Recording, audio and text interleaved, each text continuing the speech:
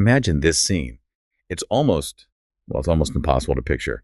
An 11-year-old boy, George Washington Black, escaping the absolute hell of a sugar plantation in Barbados. Right. But he's not running through the fields. He's floating away in this kind of revolutionary hot air balloon. And his destination, impossibly it seems, the frozen, complicated shores of Halifax, Nova Scotia. That's such a powerful opening image. Isn't it? That striking visual. It's right at the heart of Essia Duggan's incredible novel, Washington Black. But today, we're actually going to step back from the fiction, brilliant as it is, and ground ourselves in the real gripping history that makes that fictional journey feel so resonant. That's what sits behind the story. Exactly. Our mission here is to do a deep dive into the historical threads, the cultural roots that tie Barbados and Halifax, Canada together. It's a connection that goes back centuries. It's deeply personal for many, surprisingly complex. It really is. Our main source for this is a nonfiction book, Rogues in Paradise. And it works almost like an unofficial companion piece, giving us the real-world backdrop for the world Wash Black fled and the place he was trying to reach. So peeling back the layers of the fiction to see the history underneath. Yeah. We're asking, how does this fictional journey of one boy mirror the actual struggles, the huge migrations, and maybe the quieter triumphs of the people across the Atlantic? So let's dig into this history. Well, to really get why that journey from Barbados to Halifax holds so much weight, you kind of have to start right at the beginning of the British Empire's Caribbean project. Yeah. And the really crucial thing to understand about Barbados is that it wasn't just a slave society. It was effectively the first British slave society, the prototype. The blueprint, you mean? Exactly that. The sources we looked at call it the testing ground. By the middle of the 1600s, Barbados had developed this incredibly brutal efficiency. Sugar production, controlling the enslaved population. A horrifying system. Horrifying, yes. And efficient in the worst way. This system was then basically exported across the Caribbean. They even codified it, with laws like the 1661 Slave Code. What did that do? It legally defined enslaved people as chattel. Personal property, stripped them of absolutely all rights. This extreme system, perfected, if you can use that word, in Barbados, it set the standard for generations of exploitation. Wow. So Barbados is building this machine of extraction and brutality. Where does Halifax fit in? It couldn't have been totally separate, right? No, not separate at all. Halifax, Nova Scotia played a really critical role, and a complex one. Kind of contradictory, actually. How so? Well, initially, it was absolutely part of that same system. Think about it. North American colonies, including Nova Scotia, they were trading essential goods, timber, fish, supplies, sending them down the coast. To fuel the plantations. Exactly, to fuel the sugar economy in places like Barbados. So they were necessary trading partners within that same brutal framework. Early Halifax benefited directly from the system. Okay, so it starts as a partner in the system. But you mentioned a duality, a contradiction. Yeah. How does a port involved in that trade become a refuge later on? That seems like a major shift. It is a major shift, and it really highlights how complex the British Empire itself was becoming.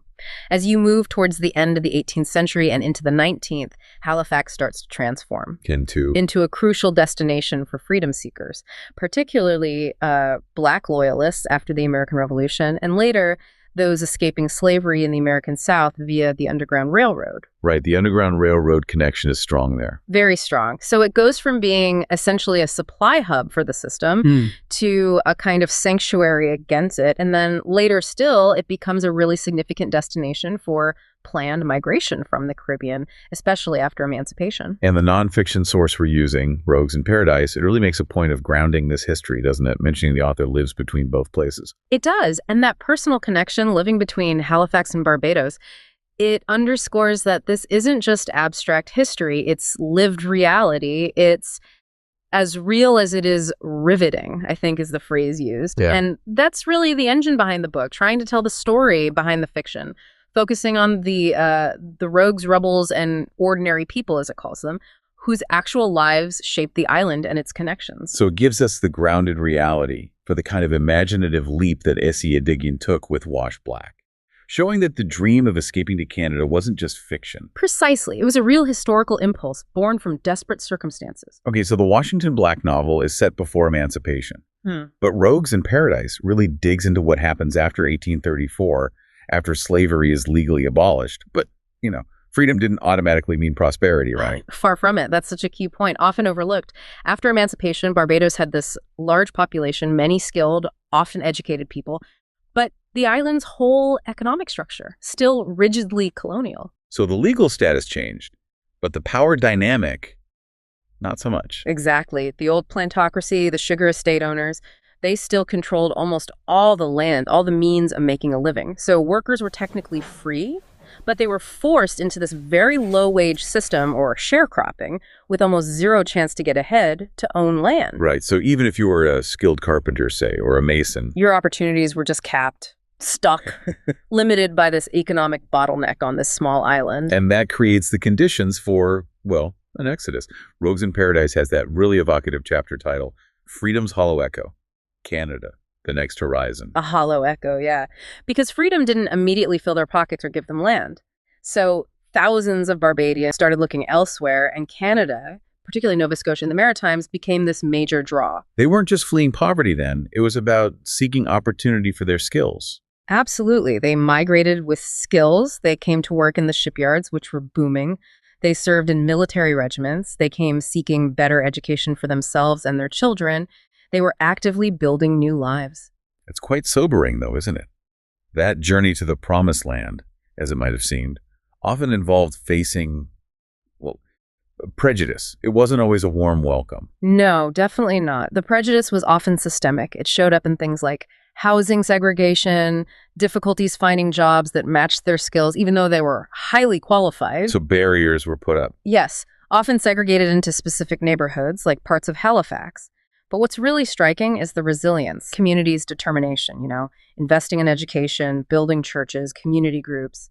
That's what really started to change the Canadian landscape over time. And the influence they had. It's just incredible when you start looking. We see the impact everywhere in Canadian culture, politics. These aren't just footnotes in history books. No way. It is huge. And it's really a story of pioneers breaking ground. I mean, look at the arts. You've got literary giants like Anthony Clark. You've got these incredible jazz musicians like Oliver Jones and Joe Seeley.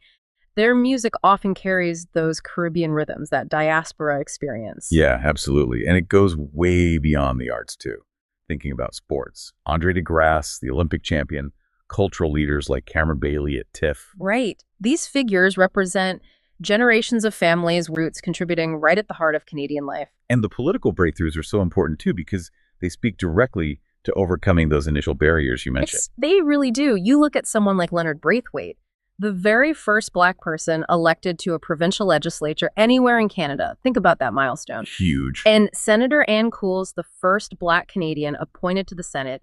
These weren't just symbolic appointments. They carried the weight of that whole migration history and really fought to open doors. That continuity, that thread connecting Barbados and Halifax, it's so tangible. And it's fascinating how personal it is, even at the highest levels. There's that great little story in the source material about Errol Barrow. Yes, Barbados' first prime minister after independence, the father of independence. Right, and he actually trained where? Right there in Nova Scotia. During World War II, he trained in navigation. It just perfectly highlights that it wasn't just one-way traffic, reciprocal expertise, leadership flowing both ways. Okay, so we've got the historical foundation. Barbados is the testing ground. We've got Halifax's complex role, both partner and refuge. And this powerful legacy of migration shaping modern Canada. A really rich tapestry. So now we have these two powerful narratives running in parallel. We've got the big, sweeping fictional adventure of WashingtonBlack, and then the grounded historical chronicle of Rogues in Paradise. Why do we kind of need both to really get the full picture? Well, I think it boils down to something the sources touch on, this idea of the silenced past, meaning that the official histories of places like Barbados, they were overwhelmingly written by the colonizers. They focused on, trade statistics, ship arrivals, profits, the triumphs of empire. Out the human cost. Exactly. The lived reality of the enslaved people, their daily acts of resistance, small and large, their family lives, their culture, their hopes, their fears, that was deliberately minimized or just completely erased from the official record. So the archives, the documents that historians usually rely on, they're just or missing entirely for the most marginalized people. Pretty much. What survived often isn't in neat government files. It's scattered. It's in fragments for stories. It's in folklore, in oral traditions passed down whisper by whisper through generations. The written record, the official history, it fails us because it mostly just recorded the perspective of those in power. Okay, so if the archives have these huge gaps, these silences, that leaves a massive emotional void, right? Yeah. An experiential void. How does a novel like WashingtonBlack step into that space? Well, that's where fiction can do something unique. Iduyin's novel, as the source material puts it, it ferreted out deeply felt memories from the faintest traces. It reconstructs the emotional truth. What did it feel like to be that enslaved boy, dreaming of flight, seeking self-definition?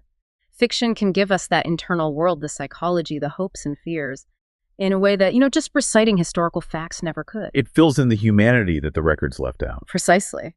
And that brings us back to Rogues in Paradise, the nonfiction source. It takes a different approach, but it's also aiming for that recovery, just in another way. How does it do that? It's described as a creative chronicle. It's grounded in real interviews, documented oral histories, actual encounters. So instead of inventing one fictional journey, it tries to piece together the mosaic of all those absent voices, the collective story. Right. It shows how ordinary, real people resisted, endured, and redefined themselves living under slavery and empire. It takes those genuine fragments of truth and weaves them into a coherent narrative that tries to honor that collective experience. So this dual approach, the emotional depth from fiction, the documented collective experience from the creative chronicle, it really raises a big question about identity and history today, doesn't it? Yeah. Why is it important for us now to engage with both these kinds of stories about the Caribbean-Canadian link? Because the legacies we're talking about, colonialism, slavery, migration, resilience, they aren't just dusty history. They're still shaping our present. In what ways?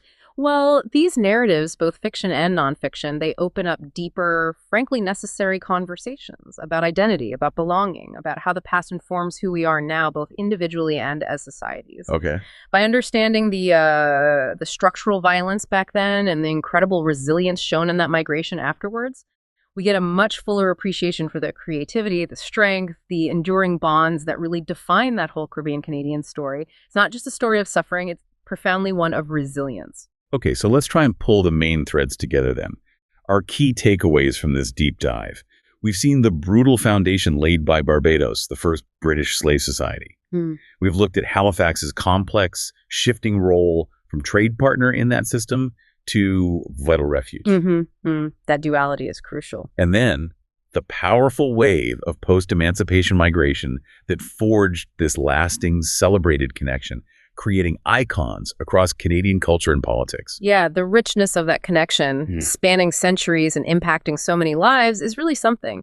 And I think as we kind of move away from the specific source material now, we're left with a really interesting question to chew on. Right. It's the question that sort of ties WashingtonBlack and Rogues in Paradise together, and really our whole discussion, which is, how does fiction, like Iduyin's novel, complement or maybe even challenge a nonfiction chronicle like Rogues in Paradise when it comes to telling the full story of resilience and identity? It's a great question to ponder. You could argue maybe that the nonfiction gives us the map, the historical context, the economic drivers, the why the journey happened. Okay, the structure. Yeah, but maybe the fiction, like WashingtonBlack, gives us the compass, the internal, personal, desperate need for freedom that actually propelled someone like Washer across those miles, the human heart of it. That's a really powerful way to put it. So we really encourage you, the listener, to think about that. Consider the ways that narrative, whether it's presented as fact or as fictionalized truth, shapes how we understand history, how we understand identity, even today. Which kind of story resonates more deeply with you and why? And be sure to register for the book launch at sample.roguesinparadise.com.